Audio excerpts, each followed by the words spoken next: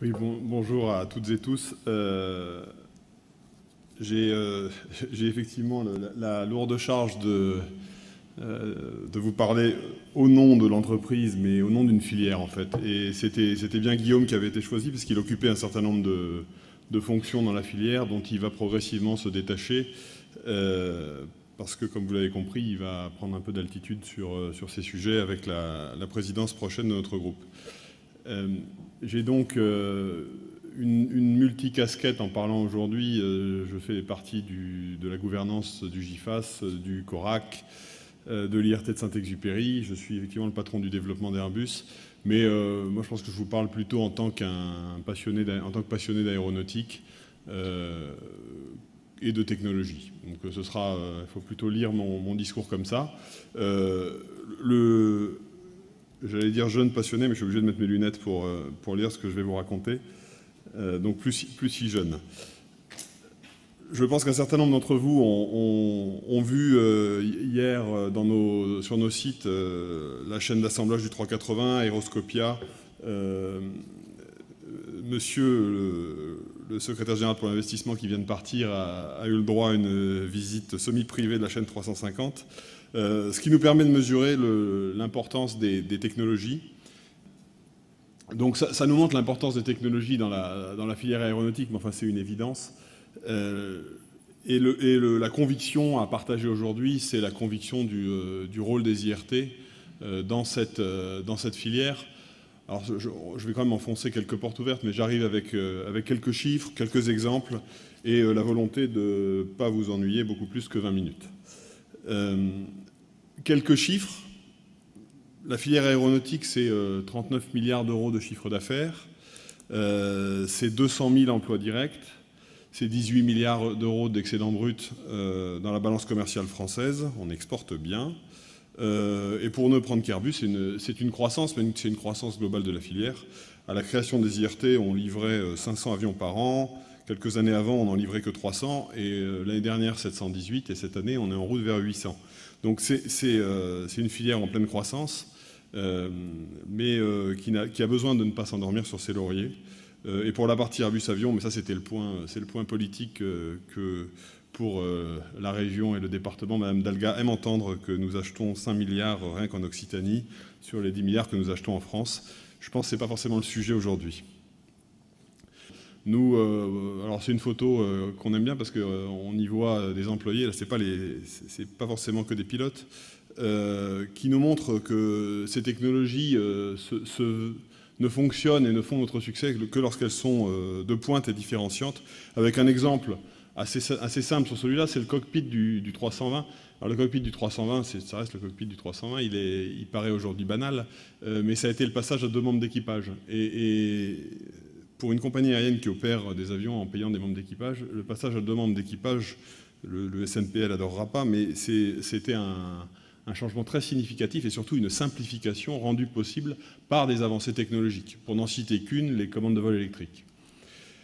Aujourd'hui, et je pense que dans les 2-3 tables rondes précédentes, on a un peu entendu, l'aéronautique se retrouve à une forme de point tournant.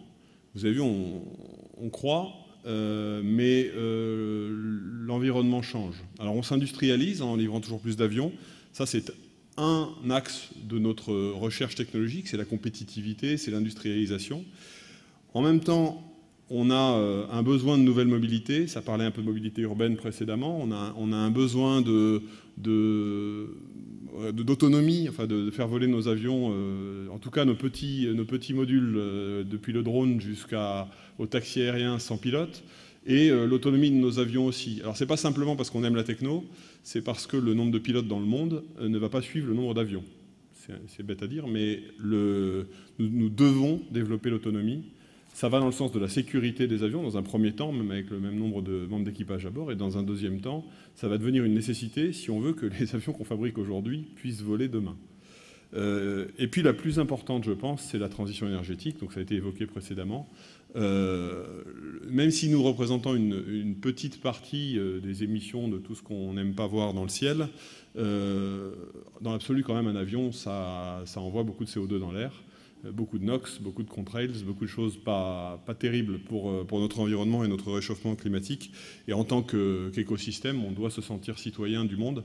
Donc on a absolument besoin de travailler autour de cette transition énergétique, sachant que vous connaissez probablement tous l'histoire.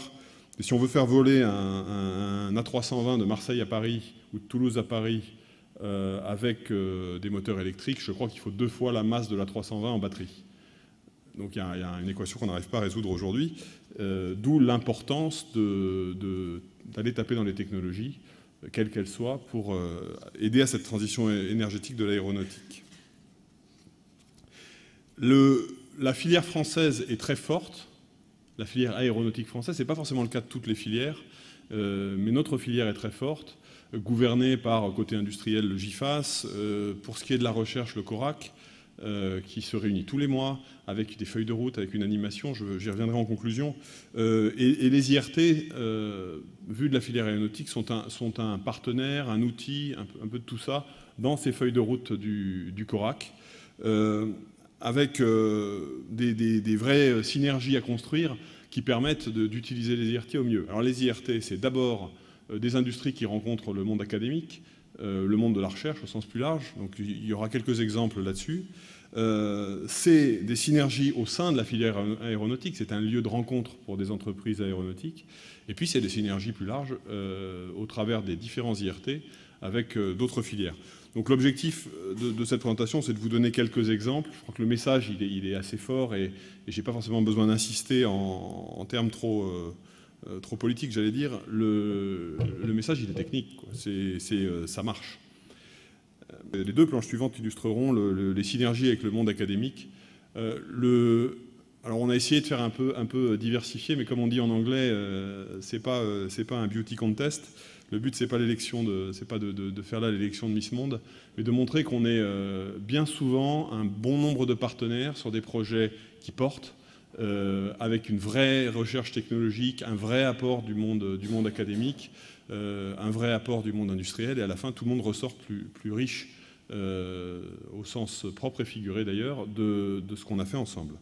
Celui-là, c'est un projet de formation de métal à haute température qui, pour ce qui concerne Airbus, pour la partie que je connais la mieux, nous permet de faire les lèvres d'entrée d'air. On fait ça à Nantes et Saint-Éloi, et Saint-Éloi-Toulouse, et aussi les cadres avant de nos pylônes de voilure, avec des procédés de formage métallique. C'est toujours difficile de former le métal, surtout des métaux qui sont les métaux très exigeants comme le titane. Donc là, c'est un partenariat avec l'Université de Nantes, avec les arts et métiers, où chacun apporte ses briques de savoir. Nous, on arrive avec aussi du savoir et du besoin, et on en est très content. On est en cours d'application série. Donc là, on est vraiment dans la tôle, j'allais dire. Même si, en ce qui nous concerne, on ne change pas trop de zone de l'avion, on était dans ce qu'on appelle le mât, donc ce qui porte la nacelle et l'avion et le réacteur. Dans cette planche-là, on voit, il doit y avoir un petit film, c'est pour ça que ça se noircit de temps en temps, on voit le même ensemble, aile, mât, nacelle et réacteur, et on parle ici d'optimisation multicritère. On parle du fait qu'on doit... Un avion, c'est le résultat de compromis permanents sur de multiples paramètres, parfois des milliers de paramètres, pour arriver finalement au meilleur design qu'on cherche pour notre avion. Et c'est très facile à dire, c'est moins facile à faire. Et tous les outils modernes d'optimisation multidisciplinaire, multicritères, sont autant d'aides pour nous dans des phases amont de développement. Donc là, on a eu un gros partenariat avec notamment Altran et l'Onera, où aujourd'hui Altran est déjà en train de l'utiliser presque plus que nous, je pense, et l'Onera a apporté toute sa science dans le sujet. 2 exemples universitaires, et j'ai certainement manqué l'université qui était prise là-dedans, mais des sujets très forts où vous voyez bien, enfin je pense que ce sujet-là, il parle pas mal. Pour nous, il a un débouché très concret, mais au départ, c'est quand même vraiment de la science. Et c'est de la science qui est une science pas spécifiquement aéronautique. Donc on a besoin d'aller vers des acteurs qui manipulent ces grands processus de décision à très grand nombre de critères et d'y chercher l'application aéronautique. C'est un peu ce que l'ONERA a traduit et ce que nous, on utilise derrière. Ensuite, la deuxième nature de synergie sont les synergies au sein de la filière aéronautique. Alors la planche suivante nous montre le projet Moïse, qui est un projet qui permet de faire de la continuité numérique. Alors c'est très à la mode, la continuité numérique. Dans la filière aéronautique, on est très nombreux, depuis des sous-traitants des grands donneurs d'ordre jusqu'aux clients. En passant par, en revenant des clients au départ qui quand même nous spécifient par contrat leurs besoins. Et on sent bien que le numérique étant ce qu'il est, on a moyen d'avoir une très belle continuité, mais enfin on n'est pas là du tout aujourd'hui. Donc on a besoin de projets un peu structurants pour créer une articulation, une colonne vertébrale numérique, et pas simplement une colonne vertébrale numérique au sein d'une grosse boîte comme Airbus ou Safran, mais une colonne vertébrale numérique multi-partenaire, de ce qu'on appelle de façon un peu pédante l'Extended Enterprise. Donc il y a un projet qui s'appelle TIPI, vous voyez la petite tente qui doit vouloir dire Enhanced Engineering for Extended Enterprise. Là, vous le voyez en bas et je ferai pas la liste, on est très nombreux sur ce sujet-là parce que c'est vraiment un sujet d'intérêt commun où on a au sein de la filière aéronautique et j'allais dire sous les auspices de l'IRT, trouver un vrai terrain de développement. Et c'est aussi propice pour faire un peu de non-concurrence. Un des problèmes des industriels dans ce genre de cadre, c'est souvent on rencontre, c'est pas forcément le cas pour nous, mais on rencontre nos concurrents. Là, c'est des sujets qui nous font tous grandir ensemble. Et je pense que peu d'entre nous nient l'intérêt de ce type d'approche commune, de faire de l'ingénierie des systèmes, voire de l'ingénierie des systèmes basée modèle, tous ensemble.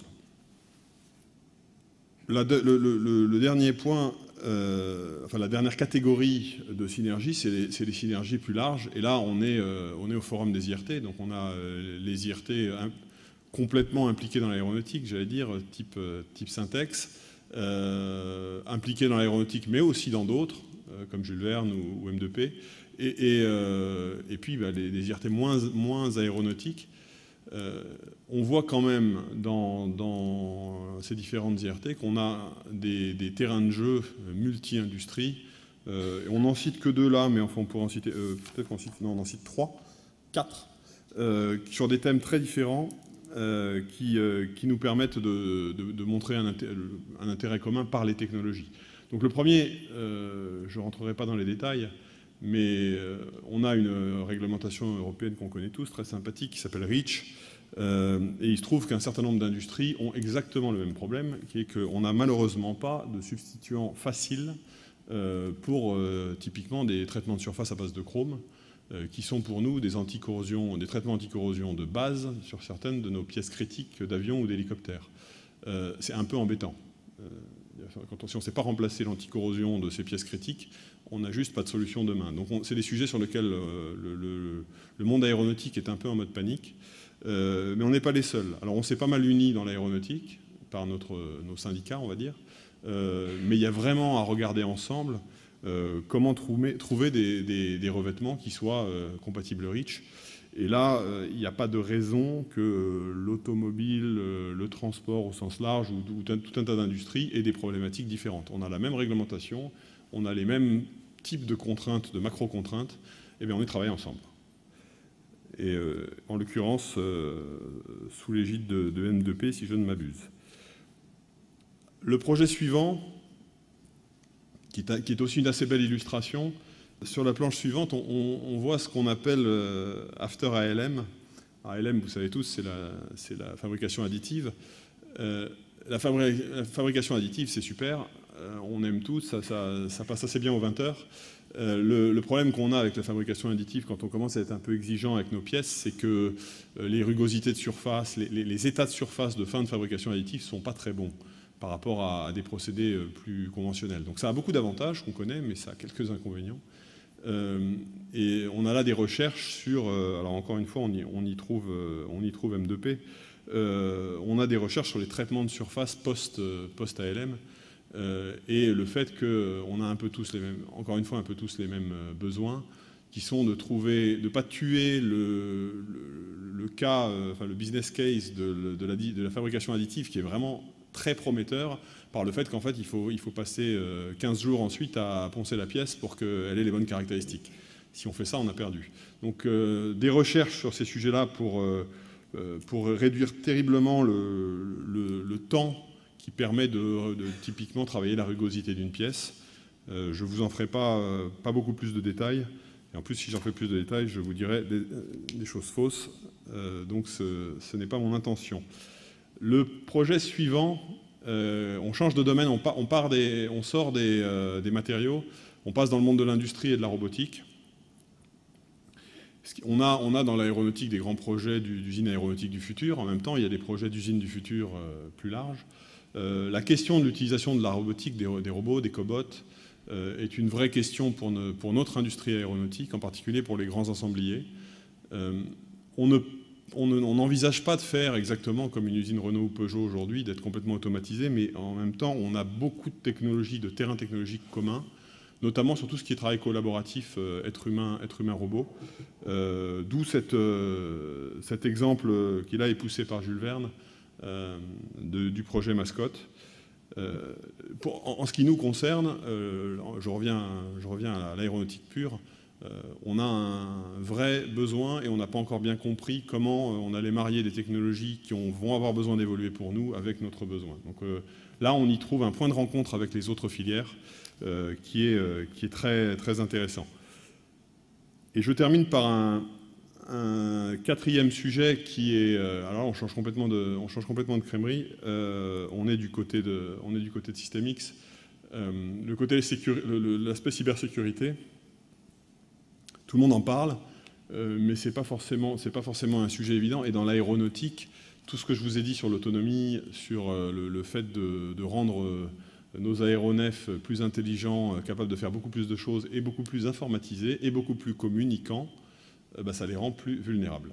Donc les problématiques qui se posent pour les voitures autonomes, les problématiques qui se posent aujourd'hui avec l'arrivée des drones, en dessous desquels on peut accrocher plein de choses pas très sympas, on a un peu les mêmes problématiques sur des avions. Vous imaginez le plaisir que retirera un hacker à dérouter un avion monopilote ou sans pilote, et éventuellement même un avion avec un pilote à bord, mais en prenant le contrôle du système. Il y a un certain nombre de films de science-fiction là-dessus.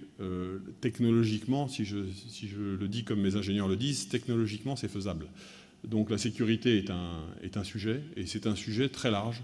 Et là encore, il y a beaucoup de réflexions à avoir autour de ce sujet-là par des gens en faisant beaucoup de science au départ, pour arriver à trouver des solutions qui calquent les besoins des différents domaines. Mais pour commencer, il n'y a pas tellement de raisons d'envisager qu'on ait des histoires différentes entre la voiture, le train et l'avion, même si on roule pas, si on ne se déplace pas avec le même nombre de dimensions. Enfin, nos problèmes sont un peu les mêmes. Voilà pour cette liste qui était volontairement assez large pour couvrir un petit peu tous les champs d'activité, montrer un petit peu, montrer, je pense avec conviction, la force de ces synergies, de ces trois types de synergies. Synergie entre l'industrie et le monde de la recherche, synergie au cœur de la filière aéronautique au travers des IRT, et synergie via les IRT entre les différentes filières. Ma dernière planche, qui est une planche de conviction et de conclusion, vous rappelle les feuilles de route du CORAC. Et on en parlait à l'instant au travers des discussions sur la région, le département. Alors on va se faire toulousain, haut-garonnais, occitanien, français, dans le désordre. Les autres ne nous attendent pas. Donc je pense que si je devais le faire ce que dit le CORAC, c'est que si je devais le faire en termes purement français, les Chinois et les Américains cherchent beaucoup, avancent beaucoup, nous copient beaucoup, nous espionnent beaucoup. Nous, il faut qu'on aille vite. Et il faut qu'on garde cette excellence qui a fait de nous ce qu'on est aujourd'hui. Donc une filière aéronautique qui livre 800 avions, et 800 avions c'est la fierté d'Airbus, mais c'est la fierté de tout un écosystème. On n'est que les derniers de la chaîne finalement. C'est énorme, c'est une croissance phénoménale. On surfe sur un marché qui est porteur, c'est très bien. Mais si on ne travaille pas sur ces technologies de demain, ces 800 avions seront produits par Comac en Chine ou par Boeing ou par les Russes. Donc on a absolument besoin de garder cet avantage et il ne faut pas attendre. Donc on y met de l'argent, la France y met de l'argent avec le PIA, avec les budgets de la DGAC, la région y met de l'argent, le département y met, enfin, tout le monde y met de l'argent ou de l'énergie et de l'encouragement. Et c'est un vrai enjeu collectif. Alors nous, avant de revenir une dernière fois sur les IRT, on a un petit paradoxe à gérer dans Airbus. Et là, je fais un mot d'Airbus, c'est qu'on est internationaux. Et donc on a aussi à gérer une forme de coopétition avec le système allemand, l'UFO, qui est le grand programme Luftfahrtforschung, qui est le grand programme de recherche aéronautique allemand, et ATI, qui est l'organisme de financement anglais, sans mentionner les Espagnols qui sont un peu plus réduits sur ce domaine. Mais c'est tout en cohérence qu'on essaye de pousser ces différents axes de recherche dans nos pays. En tout cas, en France, il y a quelque chose d'assez unique, c'est qu'on y retrouve un peu tous les métiers, la capacité de fabriquer et de concevoir un avion du nez à la queue. Et donc, on ne peut pas être lent, être absent et ne pas entraîner avec nous l'écosystème français. Revenons aux IRT. Je pense que les IRT sont un réel point d'ancrage régional pour notre filière. Ce n'est pas le seul. On parle effectivement des instituts d'intelligence artificielle. Il se crée de nouveaux organismes avec lesquels il va falloir apprendre à travailler. Mais les IRT sont un vrai terrain qui peut être un terrain d'application des feuilles de route du CORAC. C'est comme ça qu'on le voit. On ne regrette pas la création des IRT, on en est très fiers. Et là, le message est très sincère. Et si je devais finir en citant une citation qui n'est pas de moi, mais qui, je ne sais pas si elle est dans la salle, de Nathalie Duquesne de Libert, qui nous disait, quand on discutait entre nous, pour nous industriels, investir dans les IRT, ce n'est pas investir plus, c'est investir mieux, en s'appuyant sur les forces des IRT et en s'impliquant fortement pour accélérer notre R&T. Donc le point des industriels et le point de la filière, c'est les résultats, ce qu'on obtient des IRT est à la hauteur de notre investissement. Et on va continuer à y mettre un investissement, mais un investissement en argent, mais surtout un investissement personnel, un investissement en énergie, pour que ce système d'IRT reste un succès au profit de notre filière parmi d'autres. Merci de votre attention.